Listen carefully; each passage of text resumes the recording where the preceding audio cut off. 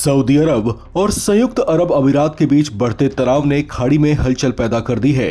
ये तनाव जल्द शांत नहीं हुआ तो इस संभावना से भी इनकार नहीं किया जा सकता कि ये आने वाले वक्त में सैन्य संघर्ष में बदल सकता है। दोनों देशों के बीच इस टकराव की वजह यमन है, जहां पर इस समय सिविल वॉर छिड़ी हुई है। यहाँ के हुती विद्रोहियों ने राजधानी सना पर कब्जा किया हुआ है। इसी बात से सऊदी अरबिया भड़का हुआ है। अब सवाल ये उठता है कि अगर सऊदी का टकराव यमन के हुती विद्रोहियों से है तो यूएई सऊदी से लड़ने को क्यों तैयार दिख रहा है? इसकी वजह क्या है? अगर सऊदी और यूएई में जंग छिड़ी तो इसका इस्लामिक देशों पर कैसा असर पड़ेगा, खास तौर से पाकिस्तान जिसके संबंध दोनों देशों से बेहतर हैं, इनमें से किसके साथ होगा?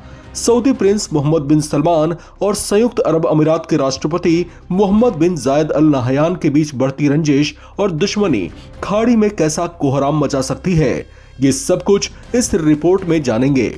सऊदी अरब और संयुक्त अरब अमीरात के बीच तनाव अपने चरम पर है। संभावना जताई जा रही है कि दोनों के बीच का टकराव संघर्ष में भी बदल सकता है। यूएई सऊदी अरब की यमन पर की गई कार्रवाई से भड़का हुआ है, क्योंकि सऊदी अरब ने यमन के शहर मुकल्ला पर बमबारी की है। इस शहर पर हुती विद्रोहियों का कब्जा है। सऊदी पर आरोप है कि उसने बमबारी के दौरान कथित तौर पर यूएई से आए हथियारों की खेप को निशाना बनाया था। बताया जा रहा है कि ये हुती विद्रोहियों को मिलने वाले थे, जिन्हें सऊदी अरब अपना कट्टर दुश्मन मानता है, क्योंकि यमन के हुती विद्रोही ईरान के समर्थक माने जाते हैं, जिससे सऊदी अरब का 36 का आंकड़ा है। हालांकि सऊदी अरब ने अपने सैन्य अभियान को लेकर आधिकारिक बयान जारी किया है।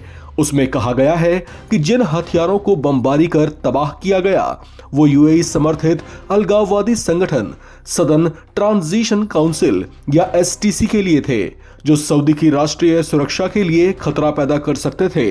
लिहाजा यमन के मुकल्ला शहर पर सऊदी अरब के इस बड़े ऑपरेशन और बमबारी से यूएई भड़का हुआ है। वजह इसकी ये बताई जा रही है कि यूएई हुती विद्रोहियों का वो समर्थक है जो उनकी चोरी छिपे मदद, फंडिंग और हथियारों की सप्लाई करता रहा है।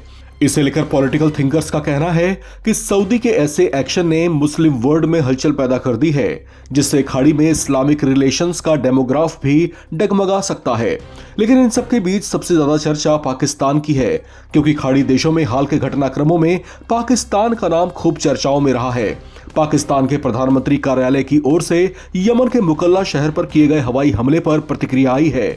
पाकिस्तान के प्रधानमंत्री शहबाज शरीफ ने सऊदी अरब के प्रिंस मोहम्मद बिन सलमान से फोन पर बातचीत की है और उनके साथ एकजुटता की बात दोहराई है, जिसका सऊदी प्रिंस ने स्वागत किया है।